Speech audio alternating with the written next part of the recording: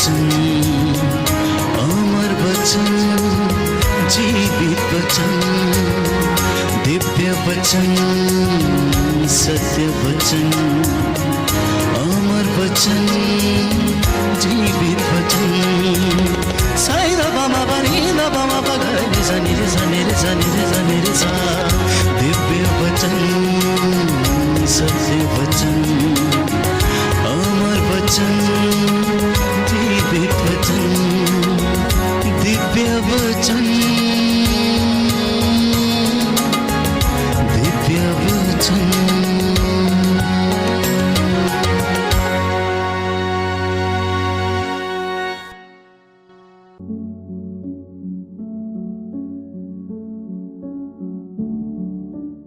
सबको जय यीशु की। प्रभु यीशु के सामर्थी नाम में मैं आप सभी का हार्दिक स्वागत करता हूं। प्रियजनों, इंसान की फितरत है शिकायत करना। इंसान हर एक चीज के लिए शिकायत करने के लिए तैयार रहता है। हमेशा उन चीजों को देखता है जिनको वो प्राप्त नहीं कर पाता है और इसीलिए शिकायत करने लगता है। पर बाइबल हमें बताती है, शोक गीत अध्याय 3 पद संख्या 39, कि मनुष्य शिकायत क्यों करे। इससे कहीं अच्छा है कि वह अपने पापों पर नियंत्रण रखे। लेकिन इंसान इन बातों पर मनन चिंतन करने में असमर्थ है। वो बहुत जल्दी अन्य लोगों में दोष खोजने लगता है, परंतु अपने आचरण को नहीं देखता। वो अपने आचरण पर नजर नहीं डालता है। इसलिए सुसमाचार में प्रभु यीशु ने भी कहा कि जब तुम्हारी अपनी ही आंख में धरन है तो तुम अपने भाई की आंख में तिनका क्यों देखते हो। और बाइबल इसके विषय में स्पष्ट है कि इंसान को सबसे पहले शिकायत ना करके अपने आचरण को देखना चाहिए, उस पर मनन चिंतन करना चाहिए और उस पर नियंत्रण रखना चाहिए। अगले वचन में लिखा है कि हम अपने ही आचरण की जांच करें और परीक्षा करें और प्रभु की ओर अभिमुख हो जाएं। तो इंसान के लिए अत्यंत आवश्यक है कि वह अपने ही आचरण की जांच करे और उसके बाद उसकी परीक्षा करे और प्रभु की ओर अभिमुख हो जाए।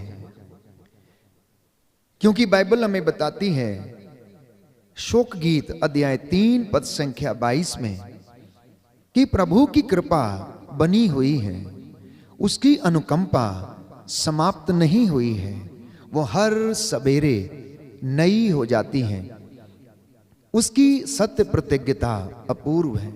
तो अधिकांश लोग ये नहीं जान पाते, ये नहीं समझ पाते कि ईश्वर की कृपा हर दिन हर सवेरे मनुष्य के लिए नई होती है, क्योंकि वह सत्य प्रतिज्ञ ईश्वर है। वो सहज ही द्रवित हो जाता है और इंसान को आशीष प्रदान करता है और उसके कल्याण के विषय में सोचता है। एक व्यक्ति जिसको शिकायत करने का बड़ा शौक था, वो हमेशा उलझनों में फंसा रहता था, नित्य प्रतिदिन अपने भाग्य को कोसता और ईश्वर को दोष देता था और उससे शिकायत करने लगता था। एक दिन उसने परमेश्वर से कहा कि आखिर ये क्या बात है, आप मेरे जीवन में ये पूरा क्यों नहीं होने देते, आप मुझे यूं ही क्यों छोड़ देते हैं। मेरी तो किस्मत ही फूटी है, अच्छा होता कि मैं पैदा ही ना हुआ होता, क्योंकि मेरे काम बनते बनते बिगड़ जाते हैं। और एक दिन वो शिकायत करने लगा, देखिए प्रभु, आज मेरा अलार्म नहीं बजा और मुझे उठने में देर हो गई है। अब मैं देर से उठा हूं और दफ्तर जाने के लिए जैसे ही तैयार हुआ हूं और जैसे ही मैंने अपना स्कूटर चालू किया तो वो भी खराब हो गया। मुश्किल से एक रिक्शा मिला है और वो भी पंचर हो गया है। जल्दीबाजी में मैं अपना टिफिन भूल गया हूं और कैंटीन में जो मुझे भोजन मिला वो भी खराब निकला। मुश्किल से वहां पर एक सैंडविच मिली थी, लेकिन उसका भी स्वाद मैं ले नहीं पाया क्योंकि वो भी खराब निकली। कहीं से फोन पर एक बिजनेस के संबंध में बातचीत चल रही थी और जैसे ही वो पूरी होने वाली थी मेरा फोन बंद हो गया। अब मैं पूरे दिन भर में हताश हो गया और सोचा कि घर में जाकर मैं आराम करूंगा। और जैसे ही मैंने जाके अपने शयन कक्ष में एसी को ऑन किया तो बिजली चली गई। हम अपने जीवन में परख करके देखें कि क्या हमारे साथ भी ऐसा ही वाकया होता है या नहीं। हम भी अपने जीवन में इन तमाम चीजों को महसूस करते हैं। तो ईश्वर ने इस मनुष्य को जवाब दिया, ध्यान से सुनो, आज सारा दिन तुझ पर मुसीबत आने वाली थी, इसलिए मैंने अपना देवदूत भेजकर तेरा अलार्म बंद कर दिया और तुझे उठने में देरी हो गई। तेरा एक्सीडेंट होने वाला था, इसलिए मैंने तेरा स्कूटर खराब कर दिया। कैंटीन में जो खाना तू खाने वाला था उससे तेरी मौत हो सकती थी, इसलिए मैंने वो खराब कर दिया। जिस व्यक्ति से तू फोन पर बिजनेस के विषय में बातचीत कर रहा था वो धोखेबाज था और तुझे लूटना चाहता था, इसलिए मैंने तेरे फोन को ऑफ कर दिया। और जब निराश और हताश होकर तू घर लौटकर आराम करने के विषय में सोच रहा था, उस घर में शॉर्ट सर्किट होने वाला था और मैंने बिजली गुल कर दी, क्योंकि मैं तेरे कल्याण की बातें सोचता हूं। इसलिए बाइबल हमें बताती है प्यारे भाइयों और बहनों कि तेरे रास्ते मेरे रास्ते नहीं हैं, तेरी सोच मेरी सोच नहीं है, तुम्हारे विचार मेरे विचार नहीं हैं। लेकिन इंसान इन बातों को समझने में असमर्थ है, क्योंकि वह अभी तक अपने आप को उस अगम्य सर्वव्यापी हर जगह विद्यमान आदि अंत अल्फा ओमेगा सदा एक रूप रहने वाले परमेश्वर से अभी भी संयुक्त नहीं हो पाया है। हम उसको अनुभव करने में असमर्थ हैं, क्योंकि हम अपने ही स्वार्थ के विषय में सोचते और दिन रात एक दूसरे के ऊपर दोषारोपण करते रहते हैं और शिकायतें करते रहते हैं। और बाइबल हमें समझाती है कि हम शिकायतें ना करके बल्कि अपने आचरण पर नजर डालें। हम अपने आचरण को परखें, अपने अंतःकरण की जांच करें और प्रभु की ओर अभिमुख हो जाएं। तो शिकायत करने से कहीं ज्यादा अच्छा यह है, बाइबल कहती है कि हम अपने आचरण का मुआयना करें, हम अपने आचरण की परख करें कि हम कहां पर खड़े हैं, क्या हम वास्तव में प्रभु की कृपा में जीते हैं या नहीं जीते हैं। इसलिए स्तोत्रकार कहता है भजन संहिता 123 में, हमें अपनी आंखें स्वर्ग की ओर उठानी चाहिए, जिससे कि हमें वहां से कृपा मिले और वो हमारी आवश्यकताओं में हमारी सहायता करेगी। इस बात को इब्रानियों के पत्र अध्याय 4 पद संख्या 16 में और अच्छी तरह से संत पौलुस स्पष्ट करता है कि हम भरोसे के साथ अनुग्रह के सिंहासन के पास जाएं, जिससे कि हमें दया मिले और वो दया हमारी आवश्यकताओं में हमारी सहायता करेगी। तो प्रियजनों, ये संसार एक धारा है, ये एक नदी के समान है जो निरंतर बहती रहती है। और इस बहती धार में प्यारे भाइयों और बहनों, शायद ही कोई व्यक्ति अपने जीवन के विषय में सोचता है। वो सिर्फ अपनी रोजमर्रा की जिंदगी में काम करता रहता है। सुबह उठता है, दिन भर काम करता है, शाम को थक हार के आता और विश्राम करने की सोचता है, लेकिन फिर भी विश्राम नहीं कर पाता है, अच्छी नींद नहीं ले पाता है। क्यों? क्योंकि वो चिंताओं से भरा है, क्यों उसके जीवन में चिंताएं हैं? क्योंकि वह निरंतर शिकायतें करता है और उन चीजों को देखता है जो कि उनके जीवन में पूरी नहीं हुई हैं। वो उनको नहीं देखता है जो वरदान उसे ईश्वर ने दिए हैं। पर याद रहे, बाइबल में बताती है, उपदेशक ग्रंथ अध्याय 3 की हर बात का अपना समय है। फसल बोने का और फसल काटने का, जन्म लेने का और मृत्यु का, प्यारे भाइयों और बहनों, रोने का और हंसने का, हर बात का बाइबल कहती है अपना समय है। इसलिए यीशु ने कहा कि चिंता करके तुम में से कौन अपनी आयु का एक घड़ी भर भी बढ़ा सकता है? ये जीवन क्षणभंगुर है। हमारा भाग्य, हमारा कल, आज, जीवन और मृत्यु सब कुछ परमेश्वर के हाथ में है, उसके अधीन है।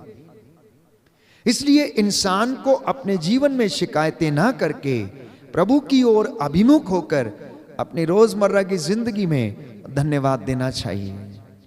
आज आप में से बहुत सारे लोग इन तमाम बातों के विषय में चिंता कर रहे होंगे कि मेरे जीवन का क्या होगा, आज मेरे काम का क्या होगा, मेरा कुछ काम बनने वाला था, पता नहीं बनेगा या नहीं बनेगा।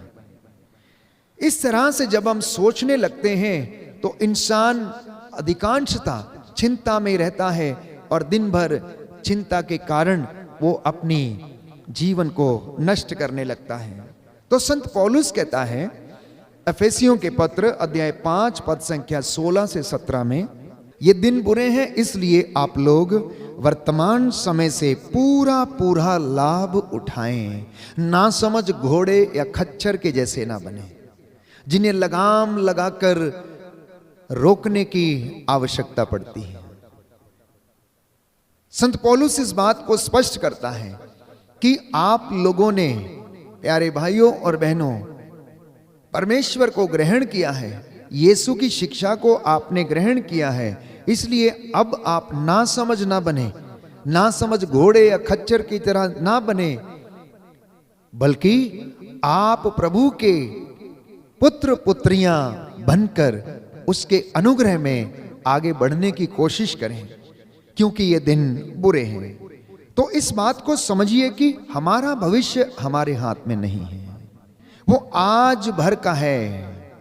हमारा आने वाला कल, प्रियजनों, आज भर के ऊपर निर्भर करता है। और यदि कोई व्यक्ति अपने वर्तमान को अच्छा नहीं बनाता तो स्वाभाविक है कि उसका भविष्य भी अच्छा नहीं होगा। लूकास के सुसमाचार में एक सुंदर उदाहरण प्रभु हमें देता है। अध्याय 19 पद संख्या 17 में हम पढ़ते हैं कि प्रभु का वचन हमें बताता है। लूकास का सुसमाचार अध्याय 19 पद संख्या 17। स्वामी ने उससे कहा, शाबाश भले सेवक, तुम छोटी से छोटी बातों में ईमानदार निकले, इसलिए तुम्हें 10 नगरों पर अधिकार मिलेगा। दूसरे ने आकर कहा, स्वामी, आपकी एक अशर्फी ने 5 अशर्फियां कमाई हैं। और स्वामी ने उससे भी कहा, तुम्हें 5 नगरों पर अधिकार मिलेगा। तब तीसरे ने आकर कहा, स्वामी, देखिए यह आपकी अशर्फी है, मैंने इसे एक अंगोछे में बांध रखा था। मैं आपसे डरता था क्योंकि आप कठोर हैं, आपने जो जमा नहीं किया उसे आप निकालते हैं, और जो नहीं बोया उसे लूनते हैं। स्वामी ने उससे कहा, दुष्ट सेवक, मैं तेरे ही शब्दों से तेरा न्याय करूंगा। तू जानता था कि मैं कठोर हूं, मैंने जो जमा नहीं किया मैं उसे निकालता हूं, और जो नहीं बोया उसे लूनता हूं। तो तूने मेरा धन महाजन के यहां क्यों नहीं रख दिया? तब मैं लौटकर उसे सूद के साथ वसूल कर लेता। और स्वामी ने वहां उपस्थित लोगों से कहा, इससे वह अशर्फी ले लो, और जिसके पास 10 अशर्फियां हैं उसी को दे दो। इसी बात को संत पौलुस स्पष्ट करता है कि आप लोग वर्तमान समय का पूरा पूरा लाभ उठाएं। अब स्वामी के 3 सेवकों ने, जिनमें से 2 ने जो उन्हें अशर्फियां दी गई थीं, उसका पूरा पूरा वर्तमान समय से लाभ उठाया, उनसे कारोबार किया, और उन्होंने और 10 अशर्फियां उससे कमाई, लेकिन तीसरा व्यक्ति जो आलसी था, जो काम करना नहीं चाहता था, उसने वर्तमान समय का पूरा लाभ नहीं उठाया। उसने उस एक अशर्फी को अंगोछे में बांध कर रख छोड़ा। प्यारे भाइयों और बहनों, धन चला जाए तो वापस आ जाता है, लेकिन समय चला जाए तो कभी भी वापस नहीं आता है। आज के इस वचन के द्वारा प्रभु हमें यही सिखाना चाहता है कि शिकायतें ना करके वर्तमान समय का पूरा पूरा लाभ उठाएं, मेहनत करें, क्योंकि प्रभु को आलसी मनुष्य से घृणा है। इसलिए कहा है कि धन चला जाए तो वापस कमाया जा सकता है, स्वास्थ्य खराब हो जाए तो ठीक हो सकता है, लेकिन समय गंवा दिया जाए तो वो वापस नहीं आ सकता है।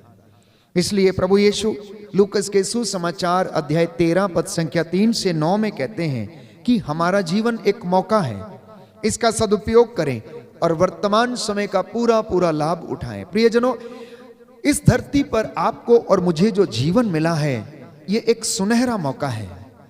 हमें अपने पापों के प्रायश्चित के लिए इस धरती पर एक सुनहरा मौका मिला है। अपने गुनाहों के लिए तौबा करने के लिए एक सुनहरा मौका मिला है। सेवा और उपकार के काम करने के लिए एक सुनहरा मौका मिला है। बंदगी करने का एक सुनहरा मौका है। प्रभु की हजूरी में रहने का एक सुनहरा मौका है। अगर हमने इस समय को गंवा दिया तो बाद में हमारे हाथ कोई समय नहीं लगेगा, क्योंकि फिर तो हमें केवल और केवल न्याय के लिए प्रभु के सामने प्रस्तुत होना पड़ेगा। इसलिए आज जब आप दिव्य वचन कार्यक्रम के माध्यम से जब आप ये वचन सुन रहे हैं, तो मेरी यही आशा है और यही प्रार्थना है कि परमेश्वर का ये वचन आपको मोटिवेट करे, आपकी हौसला अफजाई करे, ताकि आज पूरे दिन भर में आप शिकायतें ना करके परमेश्वर से पाए हुए हर एक वरदान के लिए आप प्रभु को धन्यवाद दें। आज के दिन में जो आप कार्य कर रहे हैं, उनसे पूरा पूरा लाभ उठाएं और प्रभु को धन्य कहें। मत्ती का सुसमाचार अध्याय 24 पद संख्या 37 में हम पढ़ते हैं कि यीशु ने कहा कि नूह के उदाहरण से हमें सीखना चाहिए।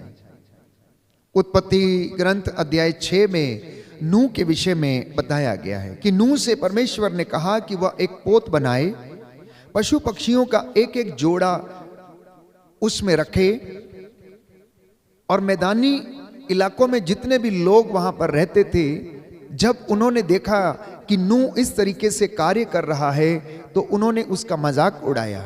नूह ने उनसे कहा, देखो जल प्रलय आने वाला है, तुम आज भी सुधर जाओ और परमेश्वर जैसा कहता है तुम वैसा करो। लेकिन वे लोग शादी ब्याह रचते रहे, मौज मस्ती करते रहे और दावतें उड़ाते रहे। किसी ने उसकी बात पर ध्यान नहीं दिया, और बाइबल कहती है परमेश्वर ने 40 दिन और 40 रात लगातार धरती के ऊपर वर्षा भेजी और जल प्रलय आ गया। समय रहते समय नूह ने जो प्रयत्न किया था, जो जहाज बनाकर जो प्रबंध उसने किया था, पशु पक्षियों के एक एक जोड़े को बचाने के लिए वो उसमें सफल रहा, लेकिन बाकी सब के सब नष्ट हो गए। एक सुंदर कहावत है हिंदी में, तब पछताए क्या होत जब चिड़ियां चुग गईं खेत। तो परमेश्वर हमें यह सिखाना चाहता है कि बाद में पछताने से कोई फायदा नहीं। हम 10 कुंवारियों के विषय में पढ़ते हैं, जिसमें 5 नासमझ थीं और 5 समझदार थीं। समझदार कुंवारियां अपने साथ कुप्पी में तेल भी लाईं, और जब दूल्हा आया उसकी अगवानी करने के लिए निकली तो उनके पास पर्याप्त तेल था और उन्होंने अपने दिए जलाकर विवाह मंडप में प्रवेश किया। लेकिन जो मूर्ख थी, जिन्होंने सोचा कि हम बाजू वाली दुकान से जाकर ले लेंगे, समय आने पर उनके पास तेल नहीं था, क्योंकि वो सोने लगी, ऊँघने लगी। इसलिए प्रभु कहता, जागते रहो, तुम परीक्षा की घड़ी में ना पड़ जाओ। और ऐसा ही मूर्ख कुंवारियों के साथ हुआ। दूल्हा आ गया, लेकिन वह उसके साथ विवाह मंडप में प्रवेश नहीं कर पाई, क्योंकि वह तैयार नहीं थी। जब तक वो तैयार होने के लिए गई और उन्होंने आकर कहा कि हमारे लिए द्वार खोल दीजिए, उन्होंने उनसे कहा कि हम नहीं जानते कि आप कौन हैं और कहां से आई हैं। ऐसा ही हमारे साथ भी हो सकता है। इसलिए हमें सचेत रहना है, जागते रहना है। हमारी आध्यात्मिकता, हमारे पुण्य के काम, हमारे सेवा के काम, हमारी उदारता, प्यारे भाइयों और बहनों, ये हमेशा हमेशा सजग रहे। हमारे धर्म के काम हमेशा हमारे आगे आगे चलें और प्रभु की महिमा हमारे जीवन में, परिवार में हमारे पीछे पीछे आती रहेगी।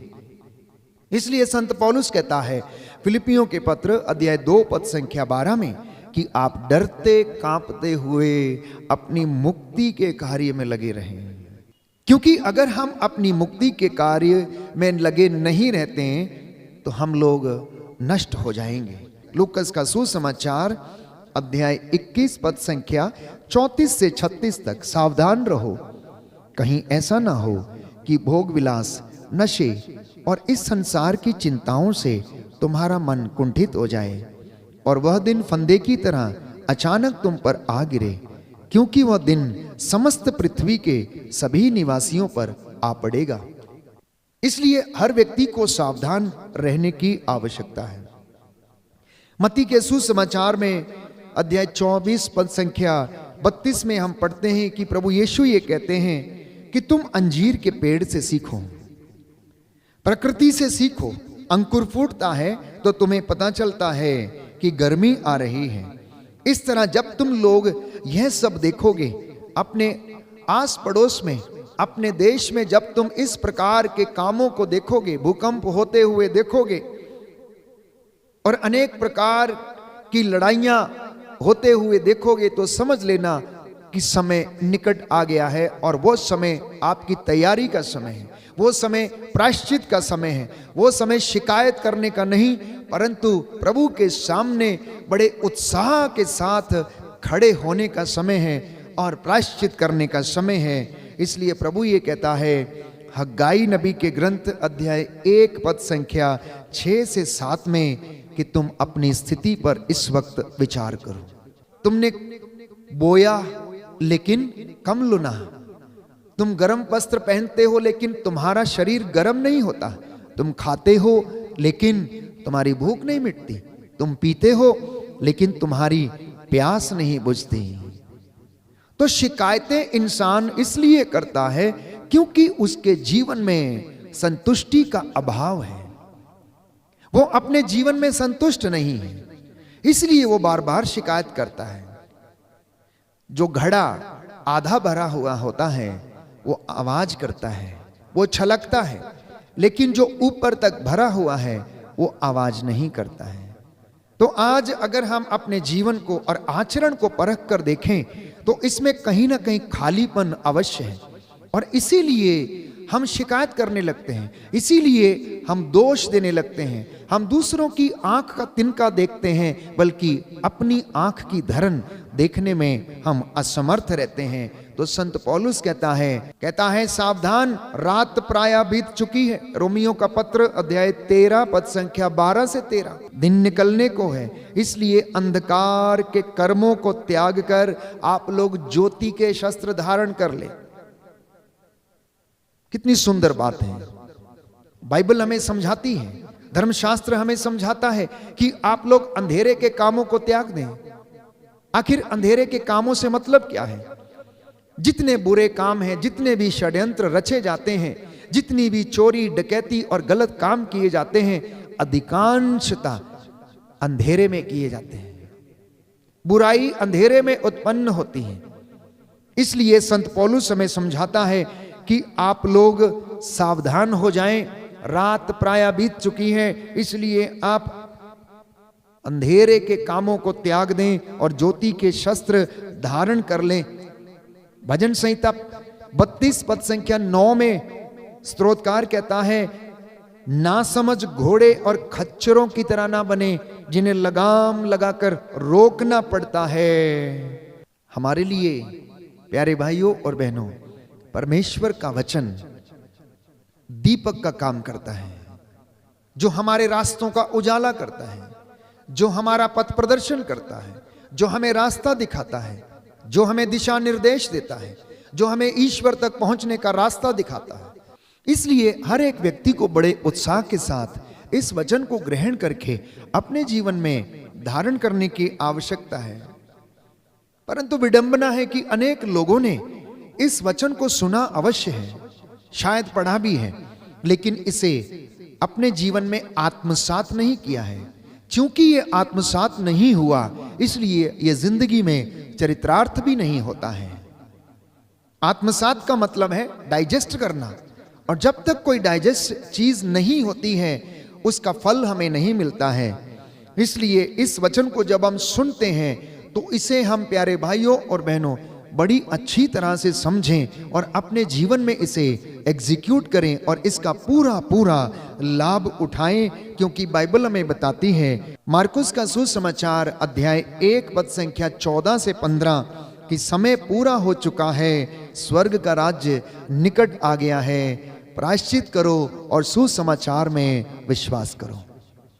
समय पूरा हो चुका है, स्वर्ग का राज्य निकट आ गया है, इसलिए आप लोग प्रायश्चित करें और इस वचन पर विश्वास करें, क्योंकि इस वचन में जीवन है।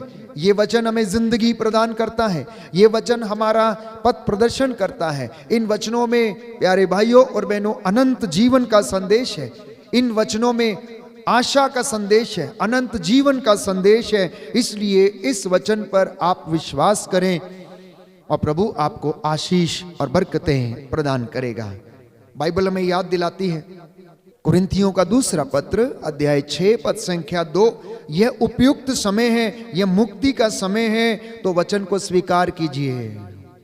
कई लोग कहते हैं कि अभी समय नहीं आया है, अभी कुछ नहीं हुआ, अभी कर लेंगे, वचन पढ़ लेंगे, आज नहीं कल कर लेंगे, कोई बात नहीं, चलता है। इस धारणा को त्याग दें, इन विचारों को त्याग दें और प्रभु से विनती करें और इस वचन को स्वीकार करें, क्योंकि संत पौलुस कहता है, this is the right time, this is the time of your solvation.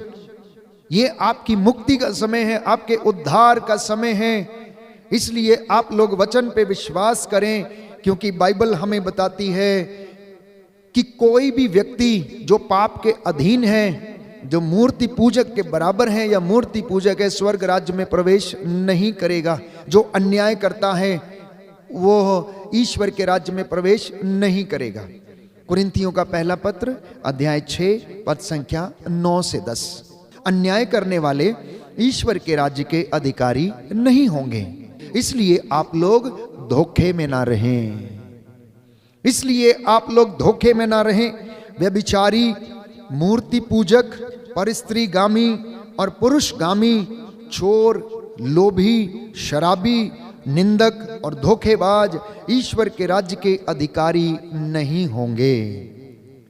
अगर ये लोग प्रायश्चित नहीं करेंगे, ईश्वर की ओर अभिमुख नहीं होंगे, तो प्यारे भाइयों और बहनों, इनमें से कोई भी ईश्वर के राज्य में प्रवेश नहीं करेगा। तो आज के दिव्य वचन का जो विशेष संदेश है प्रियजनों, वो इस प्रकार है कि प्रभु ये कहता है कि मनुष्य शिकायतें ना करे, बल्कि अपने आचरण को परखे। अपने आचरण को परखने के बाद वो ईश्वर की ओर अभिमुख हो जाए और ईश्वर से अपने गुनाहों के लिए तौबा करे। बड़े उत्साह के साथ, डरते कांपते हुए अपनी मुक्ति के प्रयास में लगा रहे, क्योंकि ये उपयुक्त समय है, ये आपकी मुक्ति का समय है, ये आपके उद्धार का समय है। स्वास्थ्य चला जाता है तो ठीक हो सकता है, धन चला जाता है तो फिर से कमाया जा सकता, लेकिन अगर समय गंवा दिया जाए तो वो वापस नहीं आ सकता है। इसलिए प्रियजनों, प्रभु से कृपा मांगे कि प्रभु आज का ये वचन मेरे जीवन में 100 गुना फल लाए, ये मेरी हौसला अफजाई करे, ये मुझे सांत्वना दे, जिससे कि मैं तेरी कृपा में बढ़ता जाऊं और इन वचनों के द्वारा मैं आशीष प्राप्त करूं। इसी विशेष कृपा के लिए मैं आपके लिए प्रार्थना करूं।